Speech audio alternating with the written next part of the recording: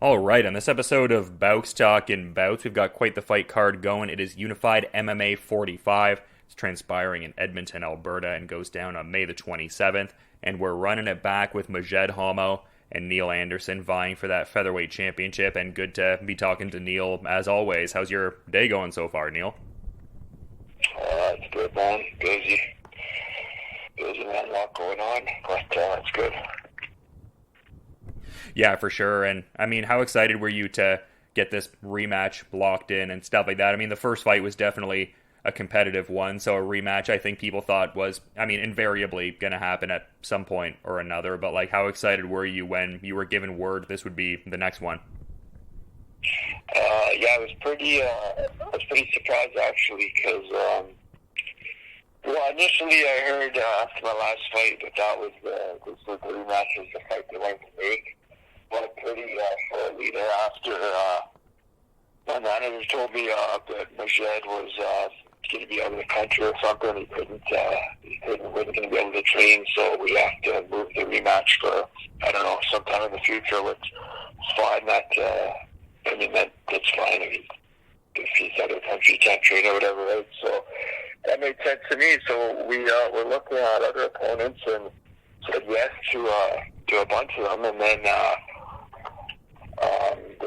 I don't know, they didn't really announce my fight. They started announcing everyone else's fight on the card, and the card was getting pretty full, and I started getting nervous, thinking, oh man, maybe there's not going to be room for me. And then my manager just called me maybe like 2 weeks ago, I think, and he's like, hey, Majed in, so we're doing the rematch. And I said, all right, man, awesome, let's do it. So it's good. I want to right that wrong, and I can kill two birds with one stone. I can avenge my loss to Majed and win the belt at the same time. So I'm excited. Yeah, and I feel like at least within your run with Unified MMA, it would be like a great capstone sort of thing, because like one of the last times we were talking, you had like recently rang in 10 years competing for Unified MMA there and everything like that. So would that kind of be like a capstone sort of achievement, at least relative to your Unified MMA journey, capturing that belt?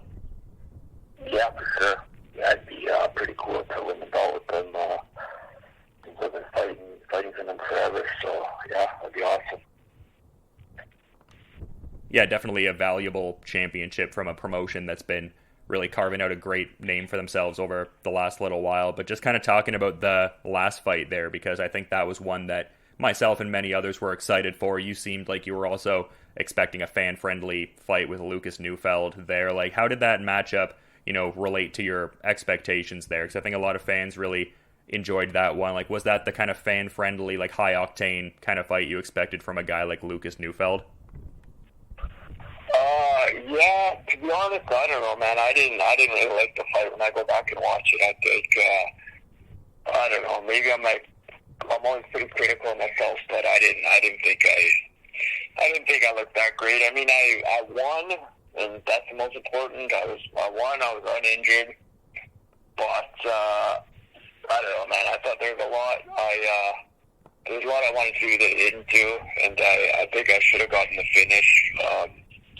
And I think I had his back. I heard him in the third round. I had his back for almost the entire third round. So I think I got him at the point where I got to kind of put guys away when I got them in that position. Right? But no, Lucas was really tough. So he's a hard guy to finish. So I don't know. I mean, I guess I didn't really think I looked very impressive. But at the same time, he had a lot of hype. And if you watch his fight prior to that one, he looked pretty impressive. And I think I made him.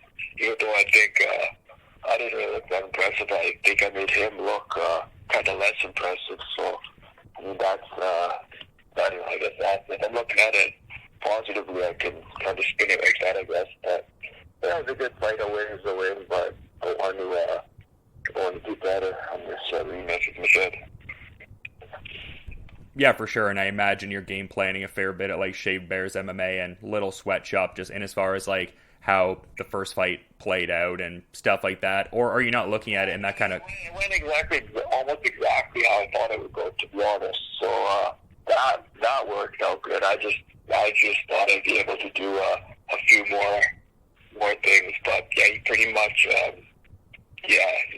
did what we thought he would do, and I think my game plan worked pretty well. So yeah, that was a good thing, positive thing to take from it, for sure.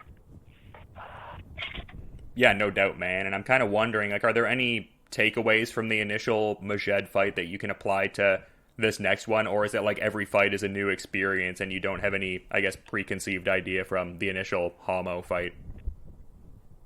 No, for sure. I think there's stuff you can take away from it. Like, I've already fought him, so I already know what it's like to be in there with them. But at the same time, you don't want to expect the same thing, because, I mean, obviously he's fought me too, so he's going to make adjustments, and he might do something totally different this time. The first time I fought him, I thought he was like more of a striker. Like, he had a bunch of pro boxing fights, like kind of recently, like since I think going into that fight, neither one of us had fought MMA in like 2 years. But during that time, I think he had like 2 or 3 pro boxing fights or something. So I was thinking, oh, well, this guy's obviously, he's a striker if he's doing pro boxing fights, and he's probably mostly been training striking, because that's what he's been doing, is boxing fights. So I was expecting more of a striker, and then I found out after the fight that, yeah, he's kind of known as like a tricky jiu-jitsu guy. So, I mean, now I know that, but I don't know, you got to be prepared for everything, right? We're training everything just like I always am, but yeah. Yeah, and it seems like this weight division has been a good sort of fit for you. Like, I mean, I remember when we were talking and you were more of like a regular in like the lightweight ranks, but it seems like in the last couple fights, the featherweight drop has been like a smooth, relatively agreeable sort of one. Like, I mean, are you feeling like, you know, more confident on a fight-to-fight basis in like the weight cut and just getting that comfortability? Is that kind of going on? Yeah, for sure. The weight cut's hard.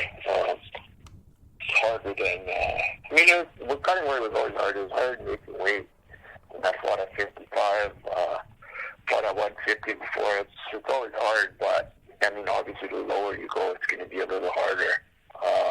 Even though I am, like, walking around lighter than I was when I was fighting at 55. But, yeah, the weight cut's always hard, but for sure, once I got the first fight in at 145, and I knew, even though I lost, I still felt pretty good.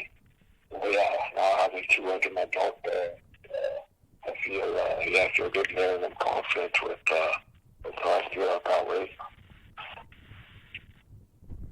Yeah, absolutely. And I mean, I trust you're getting in work with the regular lads over at Shaved Bears MMA and Little Sweatshop. Is that kind of the space you're honing skills at for this one too? Yeah, that's the only gym I train at. So yeah, we got a lot of good guys, a lot of training partners, a lot of guys training for fights. So yeah, I don't have a lack of good training partners. So that's always good. Yeah, and it looks like Tanner Bozer has joined the Unified MMA broadcast team. So that's kind of cool that there's a little bit of Shaved Bear presence in there too. He's doing the Calgary one tomorrow, I guess. So yeah, it's pretty cool.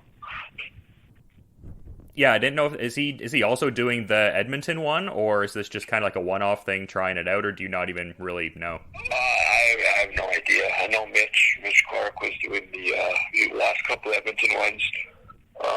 I'm not sure if it's a one-time thing or kind of here all the time now. I'm not sure.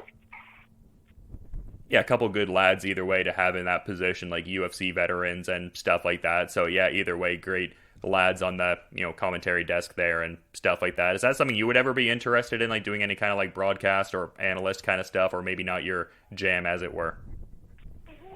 Maybe. I don't know if I'd be good at it, but I kind of fumble over my words a lot. I don't know, I just kind of say stuff like I don't know and mumble and stuff. So I do a lot of oohing and ahhing, so I don't know if I'd be that good at it. Maybe in my head I would, but I think that's a harder job than people think. I think everyone thinks they could do it, but I think it's I think it's harder than people think. Yeah, for sure. I mean, different kind of like promotion and stuff like that, but I did some stuff like that for XFFC in Grand Prairie for a couple of shows. And yeah, definitely when you're in deep for like a few hours, it's like, what else do I talk about here? I mean, there's a certain like, yeah, methodology to it, but yeah, fun times for sure. Yeah, I remember a couple of unified cards ago. I don't think I was fighting, but I saw the ring announcer, that Ryan Walker, who I know, well, he fought back in the day too, but I know him now. He's a cool guy, but I saw him before the fight. And man, he looked like he was fighting, like he was nervous. Like he looked nervous, right? And I just went up and talked to him, and then I was thinking, I'm like, oh yeah, man, this guy probably gets nervous before the show starts too. Like he's got to do his job too, right? It's got to be kind of nerve-wracking too. So I just thought it was kind of funny. I never really thought about that before, but I guess fighters might not be the only ones who get the nerves before the fight starts. Well, it's curious you say that because I think in a general sense, like I think a lot of studies indicate that like the two main fears that humans have are centered around like physical altercation and public speaking. So a guy like Ryan, it's like he's doing both things. Yeah, I think I'd rather just fight than speak publicly, to be honest. So, there we go. Yeah, and I love that this is kind of like in that, competitive tradition of like the Shaved Bears and CMC guys testing skills. Like I love the great rapport that you guys have there, but it's also cool from like a spectator kind of viewpoint, seeing like representatives of like two of the bigger gyms in, I mean, Alberta, but Canada by proxy for sure there. So cool to, see with that there as well, just like the respect between the Shaved Bears and CMC and just like a great, competitive history between the two teams. Yeah, for sure. I don't know if there's a rivalry. If there is, it's probably, more of a friendly, competitive one for sure. But, oh, totally. This is a third fight, and they're all fighting someone from their gym. So, they're pretty familiar with me, that's for sure. Yeah, I'd love to see it for sure. And I'm kind of wondering, like, it just in terms of, I guess, like a rate of competing you would like to have this year. Like, is there an ideal amount of fights you have in any kind of way, or just squarely focused on this one and then kind of, figure it out thereafter, just because this would be your second of the calendar year? Yeah, I don't know. I just want to focus on this one. Like, I have long-term plans too, but I don't know. I just got to, I have to win this fight. I mean, I can't lose to Madrid twice, so I just got to focus on this one. So get by him, and then I'll see what I'm going to do after that. But I just got to win. So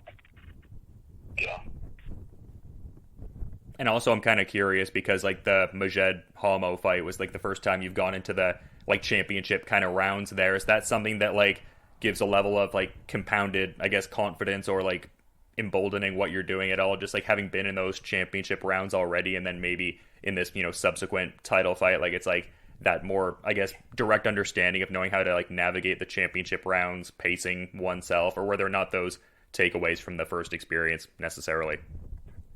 No, there definitely was. I don't know if I'd say it's confidence though, because I mean that's basically how I lost the fight, right?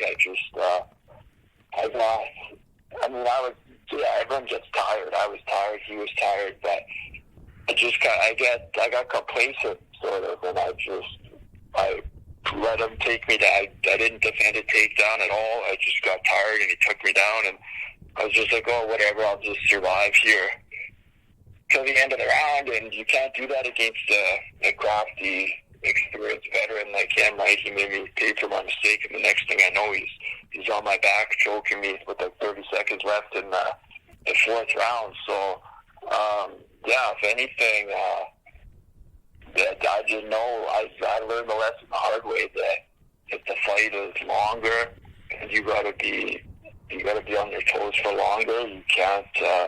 You can't slip up. You can't be sloppy, especially against a good experienced veteran. I learned that lesson. I don't know if I just know it's going to be that much tougher because it's the potential for it to be a longer fight exists. So I don't know if I'd say it's confidence, but it's. I'm aware of that now. So Yeah, I guess maybe like familiarity would have been the better word there. Familiarity, there you go. Yeah, no, for sure, man. I'm very excited for this rematch, and just I think it'll be a high octane fight if the first bout is any evidence of what we can expect. But I want to be mindful of your time and like again what I said, imagining to be a busy schedule and everything. So yeah, great having you on the show, Neal. But also to that point, is there anything you might want to add as a parting thought as we're kind of wrapping up here, man? No, not really. Just thanks to all my training partners and everyone who's going to buy a ticket or watching on Fight Pass. Yeah, some great Shaved Bears representation on the card too, with Christian Larson and KB Buller getting out there. So it should be a good night for the team, I would think.